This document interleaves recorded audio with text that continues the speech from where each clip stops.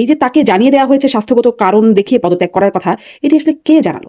আপনার সাথে কোনো বেয়াদবি করার ইচ্ছা আমাদের নেই। কিন্তু আপনাকে বিনয়ের সাথেই বলছি যে 25 তারিখ এর মধ্যে আপনাকে আসলে যেতে হবে।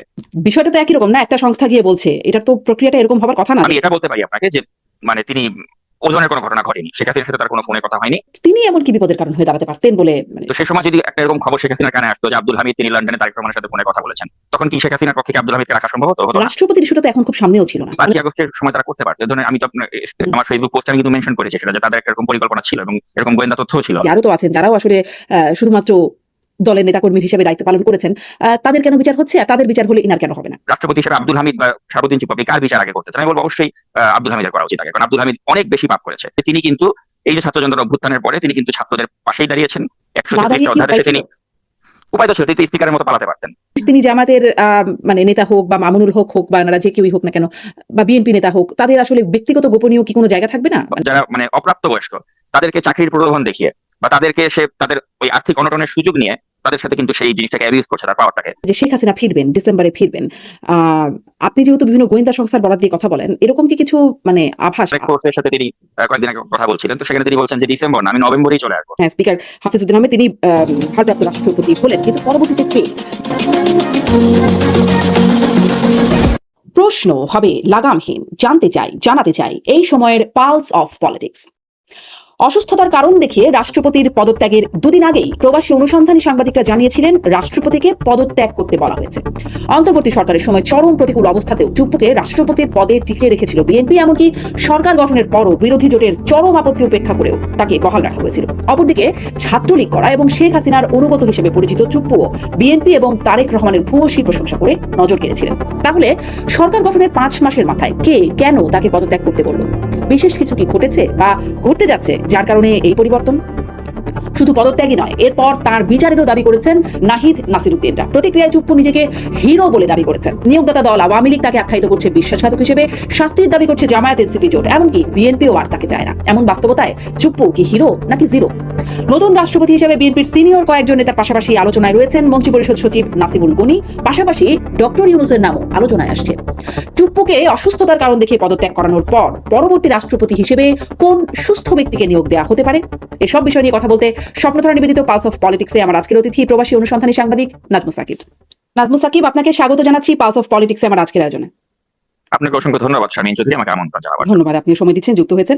আমি প্রথমেই যেটি খুব আলোচনা চলছে রাষ্ট্রপতির পদত্যাগ নিয়ে, অতএব আপনার কাছে জানতেই চাই যে পদত্যাগের আগেই আপনি এবং এর আগে আমি দেখেছি আরো কেউ করেছেন কিনা জানি না, কিন্তু আপনি লিখেছেন আপনার ফেসবুক পোস্টে, আমি দেখেছি জুলকারনাইন সায়ের তিনিও লিখেছেন, আপনি লিখছেন যে রাষ্ট্রপতি মোহাম্মদ শাহাবুদ্দিন চুপ্পু অধ্যায়ের অবশেষে সমাপ্তি ঘটতে যাচ্ছে, তাকে ইতিমধ্যেই জানিয়ে দেওয়া হয়েছে স্বাস্থ্যগত কারণ দেখে পদত্যাগ করার কথা। এটি আপনি পদত্যাগের অন্তত 2 দিন আগে লিখেছেন। মানে এই যে তাকে জানিয়ে দেওয়া হয়েছে স্বাস্থ্যগত কারণ দেখিয়ে পদত্যাগ করার কথা, এটি আসলে কে জানালো? এ জানালো আসলে সেটা তো বলা পসিবল না, আমি সেটা বলতেও পারবো না এখানে। কিন্তু আমি এতটুকু বলতে পারি যে মানে দায়িত্ব দেওয়া হয়েছিল ধরতে পারেন একটা সংস্থাকে, এবং তারা খুব পোলাইটলি তাকে বলেছে যে স্যার আপনাকে চলে যেতে হবে। তো তিনিও খুব তাদেরকে বিনয়ের সাথেই বলেছে যে ঠিক আছে, আমার তো এমন স্বাস্থ্যগতভাবে আমি তো ভালো বোধ করছি না, তো যদি সরকার আমাকে না চায় আমি তাহলে সেক্ষেত্রে আমি চলে যাব, আমাকে 1টা মাস একটু ভাবতে সময় দাও। তো তখন তারা তাকে বললো যে আসলে এখানে ভাবাভাবির কিছু নেই স্যার, আমাদেরকে বলা হয়েছে আপনাকে 25 তারিখের মধ্যেই চলে যেতে হবে, 25 জুলাইয়ের মধ্যে। তো তখন তিনি বললেন যে তাহলে তো আসলে এখানে তাহলে আমার ভাবারও যেহেতু কিছু নেই, তাহলে তো আমাকে যেতেই হবে, তো তোমরা তো সব জেনে বুঝিয়ে এসেছো, তো তাহলে সেক্ষেত্রে ঠিক আছে, আমার তাহলে যেটা করণীয় বলো, আমাকে কি করতে হবে আমি করে দিচ্ছি। তো তখন তারাও আবার তার সাথে খুবই ভদ্র ভাষায় তাকে বললো যে স্যার দেখেন, আপনাকে আমরা এত বছর ধরে চিনি, আপনি অত্যন্ত মানে বিনয়ী এবং একজন ব্যক্তিত্ব সম্পন্ন মানুষ হিসেবে আপনাকে দেখেছি, তো আপনার সাথে কোনো বেয়াদবি করার ইচ্ছা আমাদের নেই। কিন্তু আপনাকে বিনয়ের সাথেই বলছি যে 25 তারিখ এর মধ্যে আপনাকে আসলে যেতে হবে। তো এটা আপনি কোনো বেয়াদবি নিয়েন না। তো তিনি বলছেন না, এটা তোমাদের যেটা দায়িত্ব তোমরা পালন করতে এসেছো, তো আমাকে কি করতে হবে বলো, আমি আমার মতো করে সেটা করে ফেলবো। তো তো অত্যন্ত মানে একটা কোর্ডিয়াল ওয়েতেই আসলে হয়েছে, মানে এটা এমন কিছু হয়নি যে আপনি যেটা দেখেছেন যে শেখ হাসিনার আমলে যেটা হতো, যে হাসিনার আমলে আপনি দেখেছেন যে একটা ব্যাংক কি করে এসালামের মাধ্যমে লুট করে ফেলা হতো। তো ওই ধরনের কোনো ঘটনা কিন্তু এখানে ঘটেনি যে তাকে জোর প্রয়োগ করে তাকে পিস্তলের মুখে ঠেকিয়ে বলা হয়েছে আপনাকে পদত্যাগ করতে হবে, আপনি পদত্যাগ করেন, ওরকম কিছু কিন্তু এখানে হয়নি। কারণ তিনিও শারীরিকভাবে যে ভালো বোধ করছিলেন তা নয়, তিনি নিজেও মানসিকভাবেও আপনি জানেন যে তিনি মানে ভালো সুন্দর বোধ করে করার কথা বললেই নয়। যদি কাজ হয়ে যায় তাহলে আর পিস্তল ঠেকানোর কি দরকার? মানে বিষয়টা তো একই রকম না, একটা সংস্থা গিয়ে বলছে, এটার তো প্রক্রিয়াটা এরকম হবার কথা না যে একটি সংস্থা গিয়ে বলবে স্যার আপনাকে চলে যেতে হবে। না, এখানে আরো অনেকগুলো ব্যাপার রয়েছে, এটাকে আসলে এত সরলীকরণ করা যায় না। কারণ ব্যক্তিগতভাবেও যে তিনি খুব ভালো বোধ করছেন তা নয়। আপনি দেখেছেন যে জাতীয় সংসদের মতো একটি জায়গায় যে তার মানে সন্তান তুল্য আহ, ছেলেগুলো যখন তাকে মানে তার সামনে অশোভন আচরণ করে, সংসদের পরিবেশ নষ্ট করে, তো সেটা আসলে আমি যতটুকু শাহাবুদ্দিন চুপ্পুকে দেখেছি তিনি কিন্তু তখন থেকেই মানে বিষয়গুলো নিয়ে খুব ব্যক্তিগতভাবে আপসেট ছিলেন যে এখানে তারা চাচ্ছে না আমাকে। এবং তারা যদি না চায় আমি এখানে জোর করে থাকবো না। তারা তো চাচ্ছে না সেই 5ই আগস্টের পর থেকে, সেটাও সম্প্রতি তিনি বলেছেন যে 5ই আগস্টের পর থেকেই তো শুনছি আমার বিচার করার কথা। বলছেন কিসের বিচার? তো তখন থেকে শুনছেন। তারপরে নির্বাচনের পরপর তিনি মানে নির্বাচনের আগে তিনি একটা সাক্ষাৎকারে বলেছিলেন যে নির্বাচনের পর তিনি পদত্যাগ করতে চান। নির্বাচনের পর বললেন যে বিএনপি যদি চায় রাখতে চায় তাহলে সরকার যদি রাখতে চায়, বিএনপি যদি রাখতে চায় তাহলে তিনি থাকতে চান, এরকমটা বললেন। মানে তখনও তো আসলে ঠিক একই পরিস্থিতি ছিল, বরঞ্চ তখন আরো পরিস্থিতি গরম গরম ছিল, অনেক প্রতিবাদ প্রতিকূলতা ছিল, তার জন্য সংসদে হইচই হলো, তখন করলেন না। মানে এখন এসে তাকে বলা হলো পদত্যাগ করতে, ঠিক এখনকে বেছে নেবার জন্য কোনো কারণ আছে কি? এটা আসলে আপনি দেখেছেন যেখানে বাজারে অনেকগুলো কথা কিন্তু মানে প্রচলিত আছে এবং যেগুলো সবগুলো কিন্তু আপনি উড়িয়ে দিতে পারেন না। যেমন বলা হচ্ছে যে তিনি শেখ হাসিনার সাথে নাকি তিনি ফোনে কথা বলেছেন লন্ডনে গিয়ে। তো এটা একদম পুরোপুরি একটা মানে মিথ্যা একটা কথা। এটা আমি বলতে পারি আপনাকে যে এই ধরনের কোনো ঘটনাই ঘটেনি। তিনি লন্ডনে গিয়ে শেখ হাসিনার সাথে কোনো ফোনে কথা বলেননি। আপনার কিন্তু সাথে ব্যাপারটা কি এর হচ্ছে তিনি মধ্যে তার কথা হয়েছে, রাষ্ট্রপতির কথা হয়েছে, সাবেক রাষ্ট্রপতির? সেটা আমার হয়েছে কি হয়েছে না সেটা আসলে এখানে বলতে চাচ্ছি না। আচ্ছা। কিন্তু বিষয়টা হচ্ছে যে আমি এটা বলতে পারি আপনাকে যে মানে তিনি ও ধরনের কোনো ঘটনা ঘটেনি। শেখ হাসিনার সাথে তার কোনো ফোনে কথা হয়নি। কিন্তু ওই যে বাজারে যখন মানে কিছু মানে মিথ্যাকেও যখন আপনি অনেকবার রিপিট করেন তখন এটা অনেকে সত্য বলে মনে করতে পারে। গোয়েবলস ঠিক। যেমন আমি এখানে ওই মাননীয় প্রধানমন্ত্রীর সব বিষয়ে তো আসলে তিনি তো তিনি ওয়াকিবহাল হবেন তারা তাকে যেভাবে জানানো হয় অনেক সময় তাকে সেগুলো বিশ্বাস করতে হয়। তো তাকে যখন খুব বিশ্বস্ত কিছু সূত্র থেকে বলা হচ্ছে বারে বার যে উনি কিন্তু শেখ হাসিনার সাথে ফোনে কথা বলেছেন, তো ওনাকে তো এটা বিশ্বাস করতে হবে। যেমন আমি সাম্প্রতিক সময় আপনি দেখেছেন যে একজন পুলিশের একজন এসপি তাকে বাধ্যতামূলক ভাবে যে তাকে অবসর পাঠিয়ে দেওয়া হলো আব্দুল্লাহ আরেফ, তাকে নিয়ে আমি একটা ভিডিও প্রতিবেদন করেছি এবং বলেছি যে এই পুলিশ কর্মকর্তা তো বিএনপির সময় তিনি অনেক স্যাক্রিফাইস করেছেন এবং শেখ হাসিনার সময় 8 বছর ওএসডি ছিল। তো সেই পুলিশ কর্মকর্তাকে হাসিনার দোসর বানিয়ে দিয়ে বাধ্যতামূলক অবসরে পাঠানো হলো। তো এটা কারা করলো? এটা পুলিশেরই একটা চক্র ছিল যারা ষড়যন্ত্র করে এই লোকটাকে অবসরে পাঠিয়ে দিল। তো এখন তারেক রহমান বা যারা রয়েছেন তাদেরকে ওই বোঝানো হয়েছে যে এই লোকটি আপনাকে যখন আপনি 111 এর সময় আপনি যখন টাস্ক ফোর্স ইন্টারোগেশন সেলে ছিলেন তখন আপনাকে চোখ বন্ধ করে আব্দুল্লাহ আরেফ পিটিয়েছিল। কত হাস্যকর একটি বিষয় আপনি চিন্তা করে দেখুন যে একজন এসপি পদমর্যাদা, তখন তিনি অ্যাডিশনাল এসপি ছিলেন, তার পক্ষে কি তখন তারেক রহমানকে ওখানে গিয়ে পেটানো সম্ভব? ওখানে আর্মির যারা অফিসার ছিল তারা পিটিয়েছে, তারা নির্যাতন করে শাড়ি পরে, কিন্তু এখানে আব্দুল্লাহ আরেফকে এখানে বলেই পাঠা বানিয়ে দেওয়া হলো। এবং তারেক রহমানের পক্ষে আসলে এগুলো ভেরিফাই করা পসিবল না যে আসলে কি উনি আমাকে পিটিয়েছেন, আসলে কি উনি আমাকে রিমান্ডে কিছু করেছেন, কিন্তু তাকে বোঝানো হয়েছে যে এই পুলিশ কর্মকর্তা আপনার উপর এটা করেছে।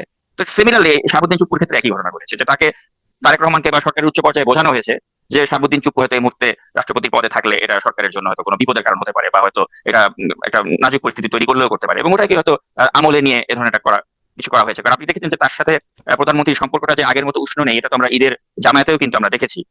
তো সবকিছু মিলে বোঝা যাচ্ছিল যে সময়টা আসলে তার ভালো যাচ্ছিল না এবং হয়তো পরিণতি যেটা হওয়ার আমরা মানে স্পেকুলেট করছিলাম সেটাই কিন্তু অবশেষে সত্য হলো, এই আর কি। মানে মানে এই যে শেখ হাসিনার সাথে কথা বলা, শেখ হাসিনার সাথে কথা বলার মানে বিপদের কারণ হতে পারে তার তার রাষ্ট্রপতি পদে বহাল থাকা, মানে কি এমন বিপদ তিনি করে ফেলতে পারেন? রাষ্ট্রপতি তো এমনিতেও খুবই একটা আলংকারিক পদ, যার আসলে খুব পাওয়ার কিছু নাই, মানে কোনো ক্ষমতা নাই। এবং অন্তর্বর্তীকালীন সরকারের সময় দেখেছি তাকে একরকম গৃহবন্দী তাকে থাকতে হয়েছে, তিনি খুব উচ্চবাচ্যও করতে পারতেন না, তার সম্মতিও কিছুতে লাগতো না, জাস্ট রাষ্ট্রপতি ছিলেন আর কি। তো তিনি এমন কি বিপদের কারণ হয়ে দাঁড়াতে পারতেন বলে মানে সরকারের বা উচ্চপদস্থদের কানে গেল? না, এখানে ব্যাপারটা হচ্ছে আপনি চিন্তা করে দেখুন যে যখন শেখ হাসিনার সময় ধরুন আব্দুল হামিদ যখন রাষ্ট্রপতি ছিলেন, তো সেই সময় যদি একটা এরকম খবর শেখ হাসিনার কানে আসতো যে আব্দুল হামিদ তিনি লন্ডনে তারেক রহমানের সাথে ফোনে কথা বলেছেন, তখন কি শেখ হাসিনার পক্ষে কি আব্দুল হামিদকে রাখা সম্ভব হতো? হতো না। বিষয়টা সেভাবেই চিন্তা করতে হবে, কারণ এগুলো তো মানে রাষ্ট্রীয় নিরাপত্তা বা রাষ্ট্রের জন্য মানে হুমকি বা সরকারের জন্য বিপদের কারণ হতে পারে। তো ওভাবেই হয়তো সরকারকে বোঝানো হয়েছে যে এটা আসলে একটা বিপদের কারণ হতে পারে এই মুহূর্তে আপনারা তাকে যদি রেখে দেন। আর পাশাপাশি আপনি জানেন যে এনসিপি বা জামায়াত তারা তো অনেকদিন ধরে সরকারকে একটা চাপ দিয়ে যাচ্ছিল, এবং 5ই আগস্টকে কেন্দ্র করে তারা যদি আবার সামনে একটা এরকম কিছু করে যে আমরা রাষ্ট্রপতির পদত্যাগ না হলে আমরা একটা মানে বঙ্গভবন অভিমুখে আমরা মার্চ করবো বা একটা অস্থিতিশীল করার একটা পায়তারা করবো। যেমন দেখেছেন যে কর্নেল অলি আহমেদ তিনি কিন্তু বলছেন যে জামায়াতের আমির, তারপরে মামুনুল হক, তারপরে নাহিদ ইসলাম তারা নাকি এক হয়ে গেলে তারা এই সরকারকে এক সপ্তাহের মধ্যে ফেলে দিতে পারে। তো এই যে এই ধরনের হম্বিতম্বি তারা করছে কিন্তু বা এই এই ধরনের হম্বিতম্বি তো তারা করছে মূলত ওই গণভোট আর জুলাই সনদের বাস্তবায়নের ইস্যুটা নিয়ে। রাষ্ট্রপতির ইস্যুটা তো এখন খুব সামনেও ছিল না, মানে তারা তো এই মুহূর্তে খুব রাষ্ট্রপতিকে নিয়ে মাতামাতি করছিল না। করছিল না, কিন্তু এই 5ই আগস্টের সময় তারা করতে পারতো। এই ধরনের আমি তো আপনার আমার ফেসবুক পোস্টে আমি কিন্তু মেনশন করেছি সেটা যে তাদের একটা এরকম পরিকল্পনা ছিল এবং এরকম গোয়েন্দা তথ্য ছিল যে তারা এই বিষয়টাকে আবারও সামনে নিয়ে আসতে পারে। তো সবকিছু বিবেচনা করে সরকার যেটা সঠিক মনে করেছে সরকার সেটাই করেছে। আর আমি মনে করি যে রাষ্ট্রপতি শাহাবুদ্দিন চুপ্পু তিনিও যেটি করেছেন তিনিও সঠিক কাজটি করেছেন, কারণ এভাবে মানে এই পদটি আঁকড়িয়ে রাখার মতো অবস্থায় তিনি ছিলেন না, শারীরিকভাবেও তিনি সুস্থ তো ছিলেন মানে না, এই যে সঠিক কাজ মানসিকভাবেও। সরকারও করলেন বা রাষ্ট্রপতিও করলেন সঠিক কাজ, কিন্তু ধরেন একটা অজুহাত দেখানোর বিষয় হয়ে গেল শারীরিক অসুস্থতা, যেখানে সবাই আসলে বুঝতে পারছে যে এর চেয়েও শারীরিক অসুস্থতা বেশি ছিল জিল্লুর রহমানের, কোনো রকমে হাঁটতে চলতেন, মানে রীতিমতো মানে পারতেন আর কি কোনো রকম হাঁটাচলা করতে, ওরকম একজন ব্যক্তি। বা মানে তাদের এমন কোনো কাজও থাকে না যে খুব ফিট থাকতে হবে শারীরিকভাবে। ফলে এই যে অজুহাতটা দেখানো হলো, এটা আসলে কেমন হলো? যে ওই যে গানের মতো কথা কিছু কিছু বুঝে নিতে হয়, সে তো মুখে বলা যায় না, এরকম কি? মানে জানে যে কথা আছে কিছু এর মধ্যে কিন্তু মুখে বলা যাচ্ছে না, ব্যাপারটা এরকম কি? মানে অজুহাত কেন দেখাতে হলো? এখন এটা আমি মনে করি যে রাষ্ট্রপতি শাহাবুদ্দিন চুপ্পু মানে সদ্য পদত্যাগ করা রাষ্ট্রপতি শাহাবুদ্দিন চুপ্পুর ক্ষেত্রে আমি মনে করি যেটা তার একটা দুর্ভাগ্য যে তিনি শেখ হাসিনাকেও যখন তিনি সার্ভ করেছিলেন তিনি খুব নিষ্ঠার সাথে করেছিলেন, তিনি বলেছিলেন যে তাকে আমি কদমবুসি করতে চাই এবং এ ধরনের কথা বলে তিনি নিজেকে রাষ্ট্রপতি পদের মর্যাদা তিনি নষ্ট করেছিলেন। হুম, হুম। পরবর্তী সময়ে তিনি দেখেছেন যে যখন অভ্যুত্থান হলো তিনি কিন্তু ইচ্ছা করলে পারতেন স্পিকারের মতো পালিয়ে যেতে, তিনি স্পিকারের মতো পালিয়ে যাননি, তিনি সাহসিকতার সাথে পরিস্থিতি মোকাবেলা করেছেন এবং তিনি যখন ডক্টর ইউনূস ক্ষমতা 133টা যে অধ্যাদেশ সেটা কিন্তু তিনি এই অধ্যাদেশগুলোতে তিনি সই করেছেন এবং তখনকার প্রয়োজনে যেটা প্রয়োজনীয় ছিল তিনি সে কাজটা কিন্তু সুচারুভাবে করেছেন। পরবর্তীতে ইউনূসের সরকারের শপথই বলেন বা তারেক রহমানের সরকারের শপথই বলেন, এগুলো তিনি করেছেন। তো এই যে একটা মানে আমাদের ইতিহাসের অংশ তিনি হয়ে গেলেন, যে তিনি ৩টা সরকারের শপথ করালেন, কিন্তু করেও কিন্তু তিনি কারো প্রিয়ভাজন হতে পারলেন না। আপনি দেখেন যে এখন আওয়ামীপন্থী যে সাংবাদিকগুলো রয়েছে, নবনীতা বা যারা রয়েছে, তাদের কাছেও তিনি এখন গালমন্দের শিকার হচ্ছেন। আর যারা ওই মানে উগ্রপন্থী অ্যাক্টিভিস্ট রয়েছে, তাদেরও তিনি গালমন্দের শিকার হচ্ছেন। অর্থাৎ তিনি কারো মন জয় করতে পারলেন বিএনপিও না তাকে দিন চাচ্ছে শেষে। না। হ্যাঁ, তো আসলে মানে আমি মনে করি যে it's very unfortunate for him. কিন্তু আমরা যারা ব্যক্তিগতভাবে তার সাথে মিশেছি, আমরা কিন্তু দেখেছি যে লোকটা কিন্তু খুবই মানে বন্ধু বৎসল, এবং আমার কাছে তাকে মনে হয়নি যে তিনি মানে মানুষটা আসলে খারাপ। মানুষটা এখন অত্যন্ত আন্তরিক, ভালো, সজ্জন একজন ব্যক্তি, কিন্তু মানে কারো মন তিনি দিন শেষে জয় করতে পারলেন না। মন সঞ্চয় করতে পারেন না। ধরেন আপনি বা আপনারা অনেকেই যাদের যাদের সরাসরি কথা বলার সুযোগ হয়েছে বা মিশেছেন তাদের সাথে, তাদেরকে সজ্জন ব্যক্তি মনে হয়েছেন। আওয়ামী লীগের তো এরকম অনেকেই আছেন যারা আওয়ামী লীগের হয়তো কোনো একটা পদে ছিলেন বা এমপি ছিলেন, এরকম সবার বিরুদ্ধে গণহারে মামলা হয়েছে। মানে তারাও অনেকে হয়তো সজ্জন ব্যক্তি আছেন, কিন্তু তারাও এরকম মামলার শিকার হয়ে আছেন। মানে এই যে এনসিপি এখন তার বিচার চাইছে, এই বিষয়টাকে আপনি কিভাবে দাবি মানে দেখছেন যে তার বিচারের দাবিটা, তিনি যদি বিচার না হয়, তার যদি বিচার না হয়, তাহলে ওই যে যাদের কথা বলছিলাম সজ্জন ব্যক্তি আরো তো আছেন যারাও আসলে শুধুমাত্র দলের নেতাকর্মীর হিসেবে দায়িত্ব পালন করেছেন, তাদের কেন বিচার হচ্ছে আর তাদের বিচার হলে ইনার কেন হবে না? এখানে ওই যে পদটা, রাষ্ট্রপতির পদটা, তো আমরা জানি যে এই পদটাকে আমরা ওইভাবেই একটা মানে গুরুত্বপূর্ণ পদ মনে করি, যে পদের এই ব্যক্তিটি যখন অবসরে চলে যান তখন তাকে বিচার যদি আপনি মুখোমুখি করতে চান, তাহলে এটা তো মানে খুবই দৃষ্টিকটু লাগে। এবং আপনি এখন যদি তো সেই বিষয়গুলো নাই, আছে কি? ধরেন সাবেক প্রধানমন্ত্রী থেকে স্পিকার সবাই তো আসলে বিচারের মুখোমুখি হচ্ছেন। দৃষ্টিকটু লাগার বিষয়টা তো এখন আর ঠিক ওইরকম ভাবে নাই গণঅভ্যুত্থানের পর। না, এবং দৃষ্টিকটু অবশ্যই আছে, এবং দৃষ্টিকটু লাগবে বলেই কিন্তু আব্দুল হামিদের মতো একটা লোকের বিচার হয়নি। কারণ আব্দুল হামিদের আপনি পাপের পাল্লাটা যদি পরিমাপ করেন রাষ্ট্রপতি শাহাবুদ্দিন চুপ্পুর সাথে, আমি বলবো আব্দুল হামিদের পাপের পাল্লাটা অনেক বেশি। কিন্তু আব্দুল হামিদকে তো কিছুই করা হলো না, বরঞ্চ তাকে বিদেশে চিকিৎসা করতে দেওয়া হলো, তিনি ফিরে আসেন। আব্দুল হামিদ কি ধরনের অপরাধ করেছেন আপনি শুনলে অবাক হয়ে যাবেন। আমি অনেকগুলো অনুসন্ধানী প্রতিবেদনে কিন্তু আমি দেখিয়েছি যে তিনি তার ক্ষমতার অপব্যবহার করে মিঠামইন এলাকাতে তিনি তার ভাইকে কত বড় বড় পদে বসিয়েছিলেন। তিনি তার বোনকে উপজেলা চেয়ারম্যান বানিয়েছিলেন। তিনি তার ক্ষমতার অপপ্রয়োগ করে তিনি তার ভাগিনাকে সে ওই এলাকায় সে ইউপি চেয়ারম্যান বানালো, তো এবং এখনো তো তাই যা না, ইচ্ছা তাই এখনো করেছে। বিএনপি ধরেন প্রশাসক থেকে শুরু করে সর্ব জায়গায় তো আসলে তারই পছন্দের লোকজন, বা ধরেন এমনকি যেটি হাসনাত আব্দুল্লাহ বললেন বাপের দোয়া মানে ক্রিকেট বোর্ড, সেখানেও সব আসলে মন্ত্রীদের, সিনিয়র মন্ত্রীদের ছেলে বা স্ত্রীও আছেন একজন, মানে তারা নিয়োগ পেলেন। তো এরকমই তো আসলে দলীয় লোকজন বা আত্মীয় স্বজনরাই তো আসলে নিয়োগ পাচ্ছেন। পার্থক্য কি হচ্ছে? এখন বিএনপি চাইলেও তো আসলে আওয়ামী লীগের কাউকে নিয়ে দিতে পারবে না, কারণ আওয়ামী লীগ নামে কোনো দলের নেতা কর্মীদের আওয়ামী আপনি লীগ কোনো ছাড়াও খুঁজেও তো পাবেন আছে না। যারা বিএনপিও না আওয়ামী লীগও না, ছেলে মেয়ের বাইরে আছে তো মানুষ, আছে না যোগ্য? আপনি নিরপেক্ষ কাকে পাবেন? আসলে নিরপেক্ষ বলতে কি নয়, সবাই দেখবেন খুঁজলে কিছু না কিছু দলীয় পরিচয় থাকে। এখন আপনি যদি বলেন যে বিএনপি ক্ষমতায় বসে জামাতের লোকদেরকে বসাবে, ওটাও তো আসলে আমাদের দেশে পরিচিত এরকম না যে তারা এখানে জামাতের লোকজন একে একে বসে বিসিবিতে বসিয়ে দেবে। তো ওইটাও বিবেচনা করতে হবে আসলে। এখন তাহলে আর আব্দুল আমাদের হামিদের কি দেশের দোষ? সিস্টেমটা এরকম। আব্দুল হামিদের দোষের জন্য যে আব্দুল হামিদ রাষ্ট্রপতির পদে বসে তিনি মিঠামইন বা ওই কিশোরগঞ্জ এলাকাতে কি করেছেন ওই সময়, এটা যারা ওই মিঠামইনের জনগণ তাদেরকে জিজ্ঞেস করলেই জানতে পারবেন যে তিনি কিভাবে ক্ষমতার অপব্যবহার ওই সময় করেছিলেন। আমি অনেকগুলো অনুসন্ধানী প্রতিবেদন এগুলো আমি একদম প্রমাণ সহ আমি দেখিয়ে দিয়েছিলাম। তো আমাকে যদি বলা হয় যে কম্পেয়ার করতে যে রাষ্ট্রপতি হিসেবে আব্দুল হামিদ বা শাহাবুদ্দিন চুপ্পু আপনি কার বিচার আগে করতে চান, আমি বলবো অবশ্যই আব্দুল হামিদের করা উচিত আগে, কারণ আব্দুল হামিদ অনেক বেশি পাপ করেছে। সেই হিসাবে আপনি শাহাবুদ্দিন চুপ্পুকে যদি ওভাবে মানে কম্পেয়ার করেন, আমি বলবো তার ওরকম কিছু আপনি খুঁজে বের করতে পারবেন না আসলে তো মানে বিচারে আব্দুল এরকম হামিদের পাল্লা সাথে। ধরে করা হয় না, অপরাধ দেখে যে তার অপরাধ আছে কিনা বা ওনার অপরাধ আছে কিনা, কে কাছে বেশি অপরাধী সেই দেখে তো আর বিচার হয় না। কিন্তু ধরেন কিন্তু আমি যেটা মনে করি যে হ্যাঁ 2018-র যে একটা মানে নির্বাচন আপনি দেখেছেন, নির্বাচনের নামে যে তামাশা হয়েছে, রাতের ভোটের নির্বাচন, বা 2024-এর যে আমি ভোটের নির্বাচন, ও ধরনের কলঙ্কিত নির্বাচন বা এগুলো নিয়ে আপনি আব্দুল হামিদের মতো ব্যক্তিকে কখনো দেখেছেন যে সে কোনো ধরনের প্রতিবাদ মুখর হয়েছে বা কিছু করেছে? কিছু করেনি। কিন্তু সেই হিসেবে আমি শাহাবুদ্দিন চুপ্পুকে আমি একটা জায়গায় আমি তাকে প্রশংসা করবো যে তিনি কিন্তু এই যে ছাত্র জনতার অভ্যুত্থানের পরে তিনি কিন্তু ছাত্রদের পাশেই দাঁড়িয়েছেন। না 133টা দাঁড়িয়ে কি অধ্যাদেশে উপায় ছিল? তিনি উপায় তো ছিল, তিনি স্পিকারের মতো পালাতে পারতেন। কিন্তু এখনো বলছেন যে আমাকে যদি বিচারের মুখোমুখি করে আমি দেশের বাইরে যাব না। যেমন দেখেছেন যে সাম্প্রতিক সময় কিন্তু বলা হচ্ছে যে রাষ্ট্রপতি ছিলেন নাকি আমেরিকায় চলে আসছেন, পালাবেন, এ ধরনের কথা কিন্তু আজকে সোশ্যাল মিডিয়াতে দেখলাম। কিন্তু এটা একদম পুরো মানে ভুয়া একটা খবর। রাষ্ট্রপতি ছেলে বাংলাদেশেই আছেন, বাংলাদেশেই থাকবেন। বলেছেন যে আমরা যদি কোনো অপরাধ করেছি বাংলাদেশে বিচার হোক, কিন্তু আমরা দেশ ছেড়ে কোথাও যাবো না। তো ওই সচ্ছলতা তাদের আছে। হুম। মানে ওই যে মানে আব্দুল হামিদের কথা বলছিলেন, জনাব আব্দুল হামিদ যখন বাইরে গেলেন একবার চিকিৎসার জন্য, সম্ভবত ব্যাংককে গিয়েছিলেন তিনি, তখন ধরে নেওয়া হলো তিনি পালিয়ে গেছেন, সেই নিয়ে অনেক আলোচনা হলো। তারপরে তো ওই একটা বিষয়কে কেন্দ্র করে আওয়ামী লীগের নিষেধাজ্ঞা চলে আসলো, এবং তারপর তিনি আবার ঠিকঠাক মতো ফিরেও এলেন। বলা হলো যে এখানে একজন তার শ্যালক, সম্ভবত জামায়াতের একজন বেশ পদস্থ নেতা আছেন বলেই তার এই বিষয়টা কি আপনি এরকম কিছু আসলে কি জানেন? এরকম কি কিছু আছে?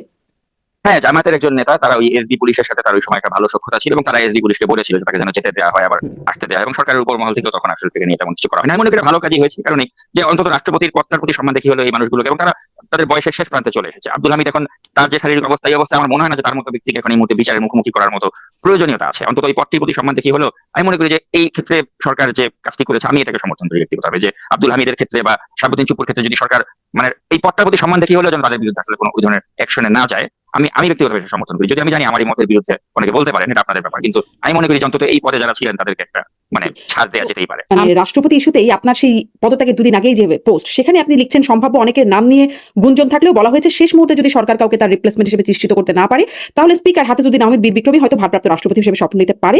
পরবর্তীতে হয়তো সুবিধাজনক সময় মির্জা ফখরুল ইসলাম আলমগীর অথবা অন্য কাউকে এই পদের জন্য সরকার বিবেচনা করবেন। দেখা গেছে আসলে অতটুকু পর্যন্ত ঠিক যে হ্যাঁ স্পিকার হাফিজউদ্দিন আহমেদ তিনি ভারপ্রাপ্ত রাষ্ট্রপতি হলেন, কিন্তু পরবর্তীতে কে মির্জা ফখরুলের কথা বলছেন, আরো বিভিন্ন মানে মূলধারা গণমাধ্যমেও কয়েকজন বিএনপির সিনিয়র নেতাদের নাম আসছে, এর মধ্যে এর বাইরে আসছে নাসিমুল গনি মন্ত্রিপরিষদ সচিব এবং ডক্টর ইউনূসের নামও আসছে। কে হতে পারেন পরবর্তী রাষ্ট্রপতি, সেরকম কোনো তথ্য আছে? এখানে যে নামগুলো আলোচনায় আসছে এগুলো মোটামুটি মানে যে স্পেকুলেশন গুলো হচ্ছে আসলে এই নামগুলো নিয়ে কিন্তু আলোচনা হচ্ছে, এবং এই মুহূর্তে আসলে নির্দিষ্ট করে বলাটাও কঠিন যে কাকে শেষ পর্যন্ত রাষ্ট্রপতি করা হবে। তবে এই দৌড়ে সবচেয়ে বেশি এগিয়ে আছেন এখন পর্যন্ত মির্জা ফখরুল ইসলাম আলমগীর, এবং মোটামুটি ভাবে বলা চলে যে 90% সম্ভাবনা যে মির্জা ফখরুল ইসলাম আলমগীর হতে যাচ্ছেন পরবর্তী রাষ্ট্রপতি। কিন্তু এটা আবার নাও হতে পারে, যেমন শারীরিক কারণ হতে পারে, বা আপনার মঈন খান, যে ডক্টর মঈন খান, তার পক্ষে একটা মানে জোর লবিং হচ্ছে বা বলা হচ্ছে, তার এলাকার মানুষজন তাদের একটা দীর্ঘদিনের দাবি যে ডক্টর মঈন খানকে আমরা দেখতে চাই এই পদে, তো তারাও জোর তাদের মতো করে একটা তদবির করে যাচ্ছে। তো আবার নজরুল ইসলাম খানের নামও এসেছিল যে নজরুল ইসলাম খানকে হয়তো করা হতে পারে। তো এভাবে প্রত্যেকের তরফ থেকে একটা মানে বলা চলে যে এখন তারেক রহমানের দৃষ্টি আকর্ষণ করার একটা সর্বাত্মক প্রচেষ্টা করছেন। এই এই এই এবং এই যে লাইনে কি ডক্টর মোহাম্মদ ইউনূস আছেন কোথাও? মানে তার নামটি অন্তর্বর্তী সরকার যখন চলে তখনই শোনা গেছে বিভিন্ন সময় যে বিএনপির সময় রাষ্ট্রপতি হতে পারে ডক্টর মোহাম্মদ ইউনূস, এই মানে তাকেও কি বিবেচনায় আছে কিনা? ডক্টর মোহাম্মদ ইউনূস যদি রাষ্ট্রপতি হন তাহলে সেক্ষেত্রে আপনি ধরে রাখতে পারেন যেটা আসলে বিএনপির কোনো ফার্স্ট চয়েস ছিল না। এখন আমাদের আনফরচুনেটলি আমাদের যেটা রাজনীতিতে আমরা দেখে আসছি যে আমাদের দেশের রাজনীতি আসলে খেলাগুলো অনেক সময় বাইরের দেশ থেকে খেলা হয়ে থাকে। তো যদি বাইরের দেশের কোনো খেলা হয়ে থাকে সেক্ষেত্রে আপনি দেখবেন যে হয়তো অনেকটা অপারগ হয়েই রাষ্ট্রপতি হিসেবে ডক্টর ইউনূসকে রাষ্ট্রপতি করা হতে পারে। তো এখন এটা যদি হয় আপনি ধরে রাখতে পারেন যেটা বিএনপির আসলে মত নয়, বিএনপি হয়তো বাধ্য হয়েছে পরিস্থিতির কারণে। কোন পরিস্থিতির আপনি জানেন, এত খোলাখুলি বলার কিছু নেই, হতে পারে যদি ওটা হয় তাহলে বাইরের খেলাটা এখানে হয়েছে। কিন্তু আপাত দৃষ্টিতে যদি বিএনপি তাদের মানে ফেভারিট তালিকায় 1 নম্বরে রয়েছে মির্জা ফখরুল ইসলাম আলমগীর, আর যদি এখানে আন্তর্জাতিক কোনো খেলার কিছু থাকে তাহলে সেক্ষেত্রে ডক্টর ইউনূস হলে আমি অবাক হব না। আমি ওই যে জিজ্ঞাসা করছিলাম যে এই সময়টা কেন বা 25শে জুলাইয়ের মধ্যে কেন করতে হবে, বা ধরেন সম্প্রতি একটা ঘটনা দেখা গেল যে মানে এই বিষয়ে অনেকে সামাজিক যোগাযোগ মাধ্যমে লিখছেন বলেই প্রশ্নটা করছিলাম যে জামায়াতের একজন এমপির যে নারী কেলেঙ্কারির বিষয়টা, মানে যেহেতু জামায়াতের একটা প্রেশার ছিল এই রাষ্ট্রপতিকে অপসারণ বা বিরোধী জোটেরই একটা প্রেশার ছিল, এই কেলেঙ্কারির বিষয়টাকে একটু ধামাচাপা দিতেই মানে এইরকম একটা বিষয় সামনে নিয়ে আসা হলো, এরকম অনেকে বলছেন। আপনার মানে কি কাছে কোনো মানে জানাশোনা আছে এগুলো কি কোনো ভিত্তি আছে এই ধরনের বক্তব্যের? না না, এটা কোনো ভিত্তি নেই, কারণ জামায়াতের যেটা আপনি দেখেছেন যেটা যেভাবে ভাইরাল হয়েছে, যেভাবে ছড়িয়ে গিয়েছে, এটাকে আর ধামাচাপা দেওয়ার কিছু নেই। এটা সারা বাংলাদেশের মানুষ এটা মানে জেনে গেছে, এবং আলোচনা ওই ঘটনা করে এখন ধরেন রাষ্ট্রপতি নিয়ে আলোচনা শুরু হয়েছে।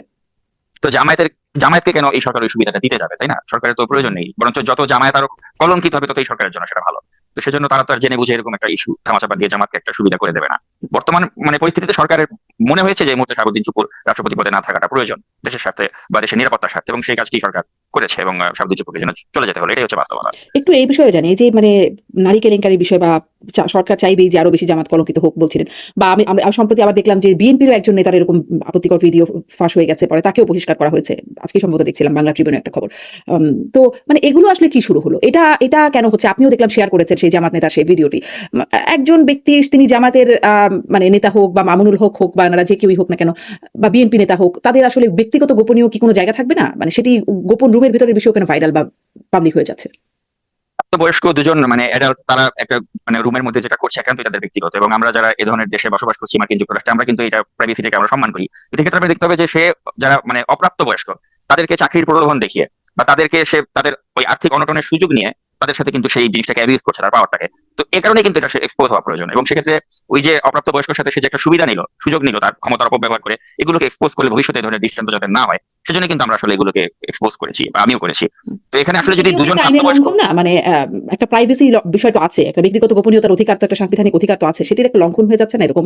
মানে এখন যদি জনে জনে বিএনপি নেতা, তারপরে আরো মামুনুল হক থেকে শুরু করে গাজী নজরুল ইসলাম বিএনপি নেতা, এরকম বিএনপি নিশ্চয়ই লেগে থাকবে যে মানে জামাতের আরো কাউকে পাওয়া যায় কিনা, জামাত দেখবে আরো কাউকে বিএনপি কে পাওয়া যায় কিনা, মানে এটি একটা বাজে নজির হয়ে যাচ্ছে না?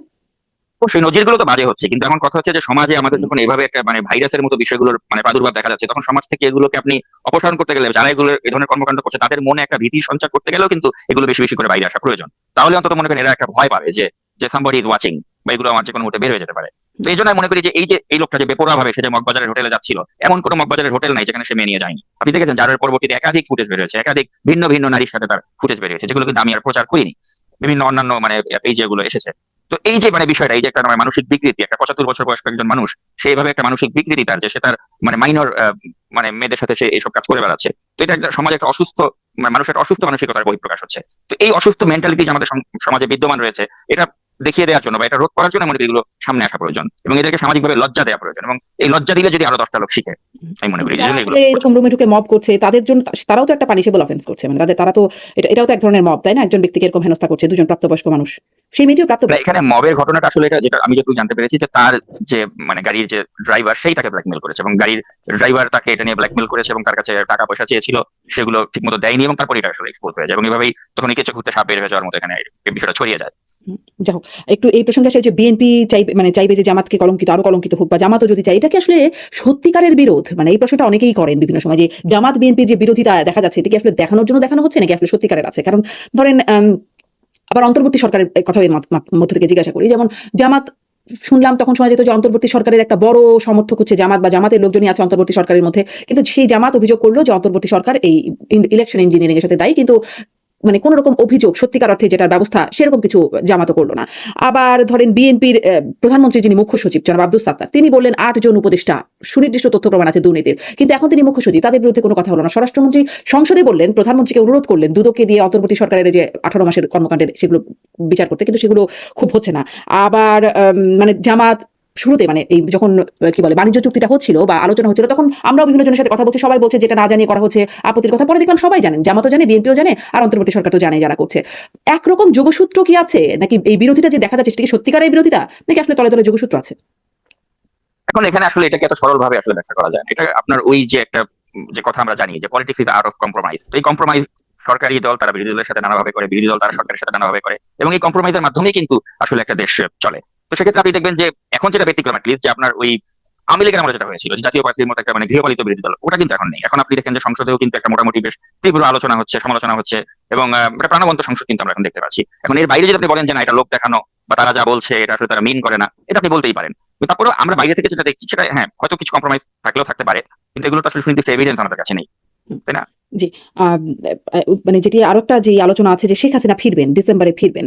আহ, আপনি যেহেতু বিভিন্ন গোয়েন্দা সংস্থার বরাত দিয়ে কথা বলেন, এরকম কি কিছু মানে আভাস মানে অন্যান্য বিভিন্ন সূত্রে কি আছে, নাকি শুধু তিনি ঘোষণাই দিচ্ছেন? তিনি ঘোষণা দিচ্ছেন, এবং আসলে তার মানসিক সুস্থতাটা আসলে এখন এই মুহূর্তে কোন পর্যায়ে রয়েছে সেটা নিয়ে আমার যথেষ্ট সন্দেহ আছে। কারণ তিনি কোন বাস্তবতায় আসলে ডিসেম্বরে আসবেন তিনি বলেছেন, এটা তিনিই ভালো বলতে পারবেন, বা কোথা থেকে তিনি গ্রিন সিগন্যাল পেয়েছেন। হুম। এবং এমনও হয়েছে যে আমার এক সোর্সের সাথে তিনি কয়েকদিন আগে কথা বলছিলেন, তো সেখানে তিনি বলছেন যে ডিসেম্বর না, আমি নভেম্বরেই চলে আসবো, দেখো না। তো আসলে এগুলো মানে হাস্যকর, এবং তিনি এগুলো বলে আসলে তার মানসিক সুস্থতার আসলে কোন পর্যায়ে সেটা নিয়ে আমার যথেষ্ট ডাউট আছে। বা এগুলো হয়তো জাস্ট তার যে মানে তার দলের যারা নেতা কর্মী রয়েছেন তাদেরকে হয়তো একটা উজ্জীবিত করার জন্য তিনি এক ধরনের প্রচেষ্টা নিয়ে থাকতে পারেন। কিন্তু আমার সোর্স আবার যখন ওবায়দুল কাদেরের সাথে কথা বলে, ওবায়দুল কাদের তখন আবার বলছেন যে না, এটা তো আসলে আমাদের দলের একটা কৌশলগত অবস্থান, আমরা কৌশলগত কারণে অনেক কথাই বলি, নেত্রী এটা কৌশলগত কারণে বলেছেন। তো এই ধরনের কথা কিন্তু ওবায়দুল কাদের বলছেন, এটা আমার সূত্রের মাধ্যমে আমি জানতে পারছি। তো আসলে ওবায়দুল কাদের কথা সত্য না শেখ হাসিনার কথা সত্য নাকি, এটা আমরা ডিসেম্বর পর্যন্ত অপেক্ষা করলেই জানতে পারবো। জি। কিন্তু আমি মনে করি যে এটা কোনো মানসিক সুস্থতার কোনো পরিচয় দিচ্ছে না যখন তিনি বলছেন যে আমি ডিসেম্বরের মধ্যে ফিরে আসবো। এটা আমার কাছে মনে হচ্ছে ওই আগে যেমন বলেছেন যে আমি চুপ করে দেশে ঢুকে পড়বো, ওইরকমই একটা বয়ান তিনি বাজারে ছেড়ে দিলেন। আচ্ছা। সম্প্রতি খুব একটা বিষয়, আর একটা বিষয়, মানে যেহেতু আপনিও সাংবাদিকতা করেন, দেশে করেছেন, এখন প্রবাসী থেকে প্রবাসীও সাংবাদিকতা করছেন। সিনিয়র সাংবাদিক এই যে একটা পদ, সেটি নিয়ে খুব সমালোচনাই বলবো, সমালোচনা বা তামাশা তাচ্ছিল্য চলছে। এই বিষয়টি আসলে আপনি কিভাবে দেখছেন সেটি একটু শুনবো, এবং তার সাথে আপনিও দেখলাম মানে সাংবাদিক জয় মামুনকে নিয়ে ফেসবুকে একটা স্ট্যাটাস, একটা পোস্ট লিখেছেন, সেখানে আপনি তাকে বলছেন যে তার আপত্তিকর কর্মকাণ্ড শেষই হচ্ছে না, এবং জুলাই আন্দোলনের পর মানে আপনি লিখছেন আর কি, আমি এটিএন বাংলার চেয়ারম্যান মাহফুজুর রহমানকে অনুরোধ করে জয় মামুনকে চাকরি থেকে অব্যাহতি করাই। মানে কি এমন আপত্তিকর কাজ তিনি করেই যাচ্ছেন, বা আপত্তি কর্মকাণ্ড শেষই হচ্ছে না, আপনি কেন তাকে মানে অনুরোধ করে তাকে চাকরিচ্যুত করলেন?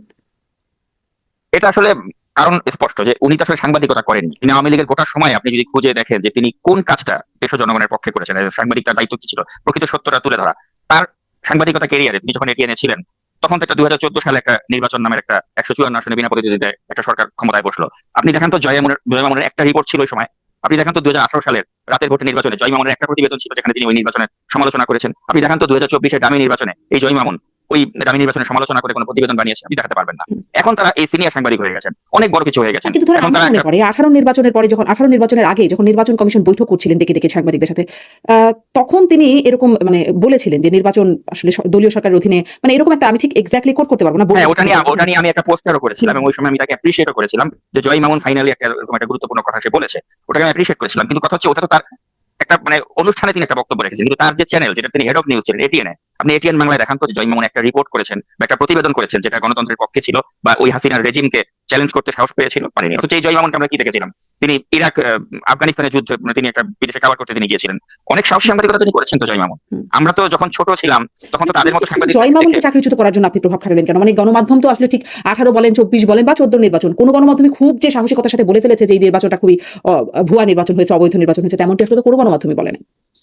না, কিন্তু আমরা তো এমনও দেখেছি যে ওইসব গণমাধ্যমে ওই ধরনের বৈরী পরিবেশেও তো অনেকে তারা তাদের দায়িত্বটা কিন্তু নিষ্ঠার সাথে পালন করেছেন। আপনি দেখেন শাহেদ আলম, তিনি তো এনটিভিতে ছিলেন, তিনি তো ও সময় নির্বাচন নামে